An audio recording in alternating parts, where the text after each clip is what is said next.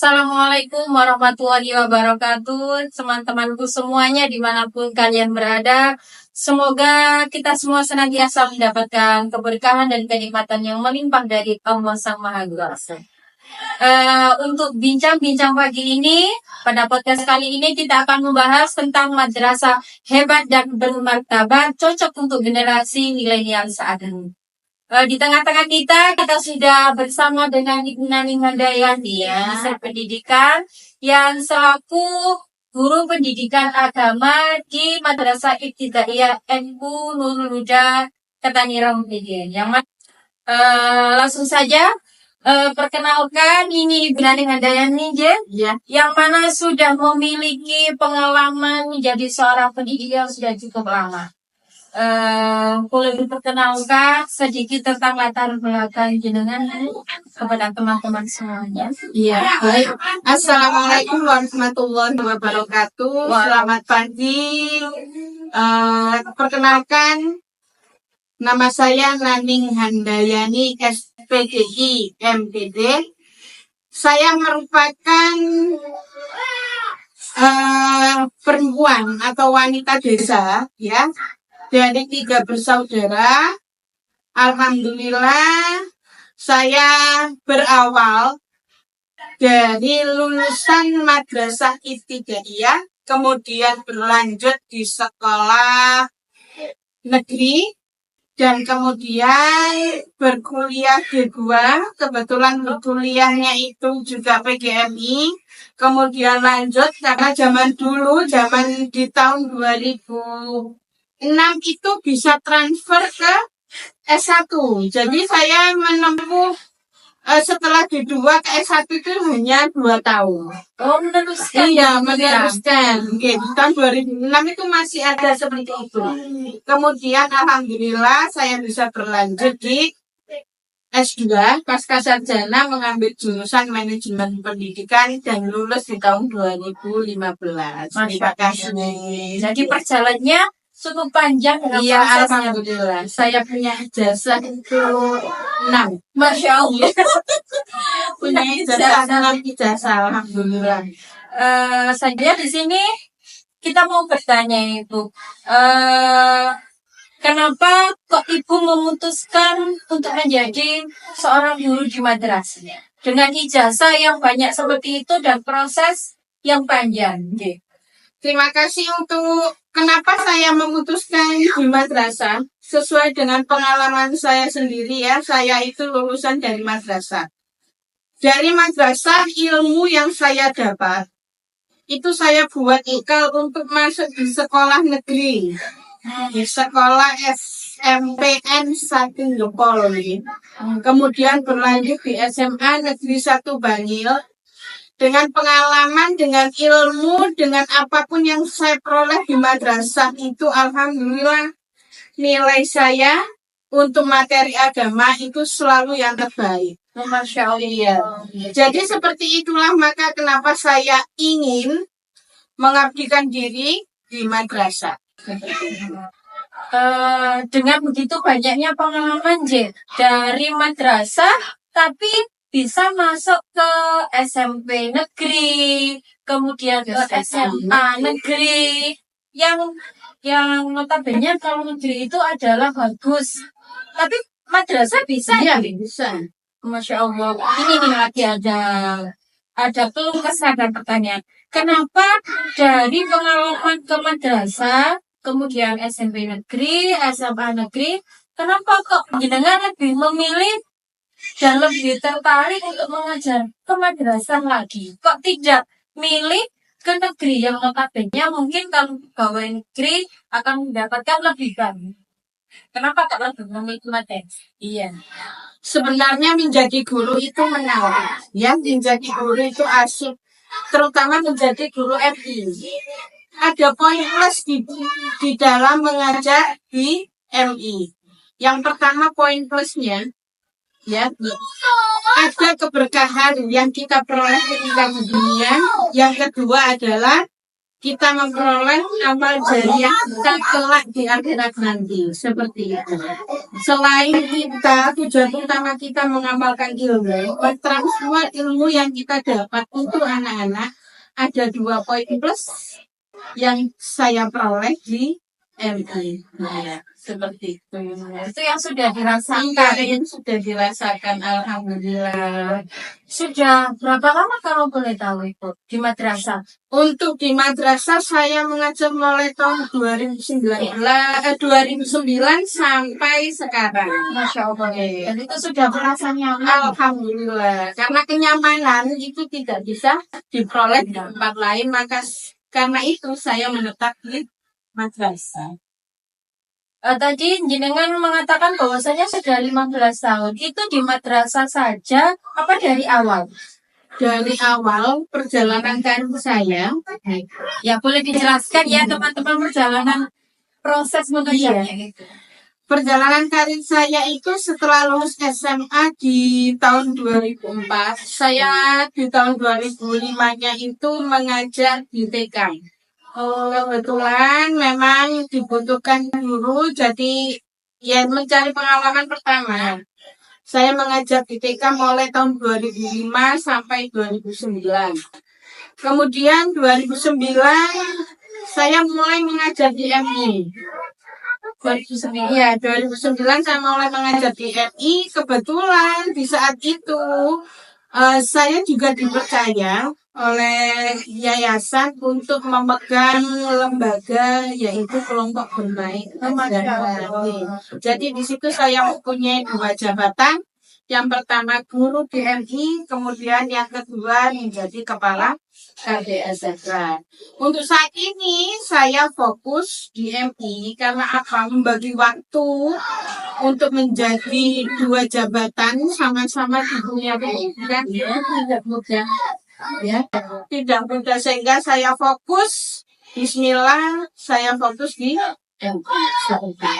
Kalau boleh tahu, penasaran ini ya, di KP Azhara ini jadi guru apa jadi perintis atau bagaimana? Nah, dari awal saya hadir di desa Ketahiran karena memang ikut suami orang Ketahiran. Asalnya mana kalau boleh tahu? Saya asalnya dari Polsek Lalangan.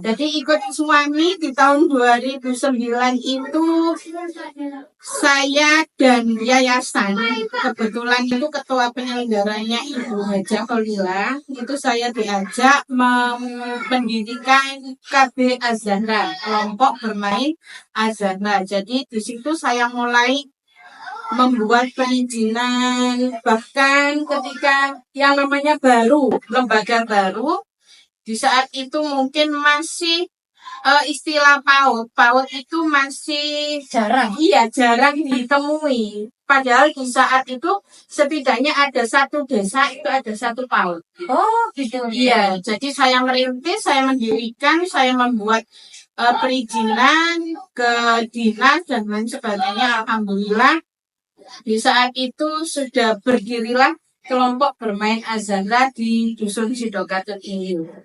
Dan alhamdulillah saya sama Baca Kholilala yang Merintis. ya. Oh, berarti Ibu Neneng Handayani ini termasuk perintis Ya. kelompok bermain Azhara. Di mana itu di Desa Ketaniran Prigen. Insya Allah sudah berpengalaman lama sekali dan pengalamannya pun tidak bisa dikatakan abal-abal karena juga termasuk perintis dan kelompok bermain Azhara. Dengan pengalaman yang begitu banyak pasti dong ya ada suka duka dalam dunia pendidikan itu. Boleh di-sharingkan ke teman-teman semuanya suka dan dukanya apa di madrasah? Untuk suka duka ketika mengajar itu pastilah ada ya. Yang pertama saya sampaikan yang sukanya dulu Ya, biar semua biar semuanya semangat tertarik. Sukanya untuk mengajar di MI. Yang pertama kita mulai dari pagi. Pagi itu di MI kita itu ada pembiasaan. Pembiasaannya yaitu membaca ayat-ayat suci Al-Quran di pagi hari jam 0 ya. Kemudian yang selanjutnya ada pembacaan sholawat. Kemudian ada pembacaan Yasin untuk hari Kamis, kita berikan hadiah Yasin untuk para muassis MI kita, para muassis Nahdlatul Ulama. Jadi mulai pagi itu kita sudah mendapatkan siraman rohani, dan itu tidak kita peroleh di sekolah-sekolah yang lain. Itu sukanya. Jadi hati kita itu merasa adem, sejuk gitu ya. Kalau belajar di MI, Ketenangan batin yang ketenangan hati sangat diperlukan. Untuk dukanya, yang pertama pergantian kurikulum. Oh iya. Ya, pergantian kurikulum yang begitu membuat kita harus selalu belajar terus-menerus, belum lagi ada aplikasi-aplikasi baru. Itu juga ya, karena kita harus bisa membantu waktu, bagaimana kita mengajar anak didik kita, kemudian memenuhi persyaratan menjadi seorang guru dengan begitu banyak perangkat pembelajaran yang harus kita siapkan. Ini belum selesai, dibilang lagi terus. Jadi tidak apa-apa, itu buat semangat kita semua. Dari kisah suka dan duka, supaya kita tidak ditakutkan dengan pergantian kurikulum ini, buat para calon-calon pendidik dan para pendidik yang sudah terjun tapi baru memulai karirnya, bisa diceritakan sedikit kisah inspiratif dari seorang ibu guru cantik ini. Bagaimana kisah inspiratifnya dalam mengajar di madrasah? Menurut saya memang kisah inspiratif ini yang saya rasakan sendiri ya. Kita bisa menjadi guru plus menjadi ibu di madrasah. Karena apa? Saya juga mempunyai anak yang ada di kelas 4. Jadi sekaligus kita bisa membimbing secara langsung anak kita di sekolah, dan juga kita bisa merasakan bagaimana membimbing anak orang lain dengan bimbingan yang sama. Jadi saya menganggap semua siswa yang saya bimbing itu adalah anak kandung saya sendiri. Jadi ya itu, tidak mungkin dong seorang ibu kasih pembelajaran yang tidak baik, pasti yang diberikan adalah pembelajaran yang baik. Setelah kita mendengarkan kisah inspiratifnya, mungkin buat semuanya masyarakat luas, ya. Menurut jenengan, menurut Ibu Naneng Handayani, apa peran utama madrasah dalam masyarakat kita semua? Peran madrasah untuk masyarakat kita yang pertama adalah media sosialisasi nilai-nilai keagamaan untuk di masyarakat. Kemudian yang kedua sebagai wadah pemeliharaan tradisi agama Islam untuk masyarakat Muslim. Kemudian yang ketiga merupakan tempat untuk membentuk akhlak generasi muda yang lebih baik lagi. Seperti ini. Begitu dalam ya, berarti perannya apalagi di zaman yang sekarang itu serba milenial dan serba ada tantangannya. Melihat tadi yang disampaikan Anda dengan bahwasanya peran madrasah itu sangat penting bagi masyarakat kita semua. Nah, ini kita mau ada pertanyaan lanjutan ini yang sedikit berhubungan. Menurut Anda melihat masa depan pendidikan di madrasah ini bagaimana harapan Anda untuk generasi mendatang? Harapan saya semoga untuk pilihan masuk di madrasah ini tidak di nomor 2 kan. Karena apa? Begitu pentingnya madrasah itu untuk pembentukan akhlak anak, ya, akhlak anak. Saya harap orang tua yang mempunyai anak usia 7 tahun sampai 12 tahun ini menjadikan madrasah sebagai tujuan utama. Tujuan yang memang benar-benar ingin mencetak anaknya itu menjadi anak yang solih dan solimah. Selain memang di madrasah itu lulusannya mempunyai ilmu yang berwawasan luas dan juga anak-anaknya pintar. Selain itu, di madrasah itu mencetak anak-anak mempunyai akhlak yang baik, berbudi pekerti yang luhur, tahu sopan santun, dan insya Allah keislamannya sudah menjadi pondasi yang baik di hatinya. Jadi itu juga bisa dikatakan pesan ya untuk para orang tua atau para peserta didik yang masih bimbang juga mau pilih sekolah umum atau mau pilih madrasah. Bisa dikatakan seperti itu juga. Karena mungkin lebih banyak mereka itu yang aku ini lebih baik di negeri karena kemakan gengsi mungkin ya. Bisa jadi seperti itu. Padahal di madrasah itu lebih bergengsi, Lebih bergengsi. Kita ilmu pendidikannya dapat, agama juga semakin iya. Jadi pesan untuk para orang tua dan para para calon peserta didik untuk lebih memilih madrasah daripada sekolah yang lain. Iya. Sebagai penutup di podcast kami, kami minta sedikit pesan, bukan hanya kepada saya, tapi kepada semua pendidik dan calon pendidik madrasah yang lainnya, yang baru akan mulai atau yang sudah memulai tapi sedang menghadapi tantangannya. Iya. Terima kasih di penghujung ini saya berpesan kepada pendidik dan juga calon pendidik ya. Kita harus tetap semangat.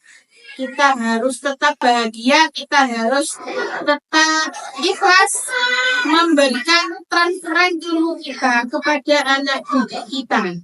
Dengan penuh kesabaran, dengan penuh keikhlasan, apapun yang diminta, meskipun di dalamnya itu kita harus mempersiapkan beberapa macam perangkat pembelajaran yang mungkin itu lebih besar menyita waktu kita. Kita harus tetap ikhlas, ya. Kita harus tetap ikhlas. Semoga dengan keikhlasan itu Allah memberikan hadiah-hadiah terindah untuk hidup kita. Dan juga pesan untuk peserta didik, semoga ilmu yang kalian dapat itu menjadi bekal kelak di masa yang akan datang. Karena apa? Lebih baiklah sekarang berlelah-lelah dalam mencari ilmu daripada nanti kita bertangis-tangis dalam Jadi itulah pesan saya dan untuk calon pendidik atau juga pendidik dan juga peserta. Terima kasih untuk sharing-sharing pada kesempatan kali ini. Semoga apa yang jenengan sampaikan tadi bisa membuat kita semua pendidik dan calon pendidik di luar sana tetap semangat dan semangat. Amin. Dan untuk menunjukkan bahwasannya madrasah itu Lebih baik, ya, lebih baik. Madrasah lebih baik madrasah. Ya. Terima kasih sekali ya Ibu Nadia kami. Semoga bermanfaat Ya, ini ya. Akhirul kalam dari saya, apabila ada kesalahan dalam berkata-kata, saya juga mohon maaf.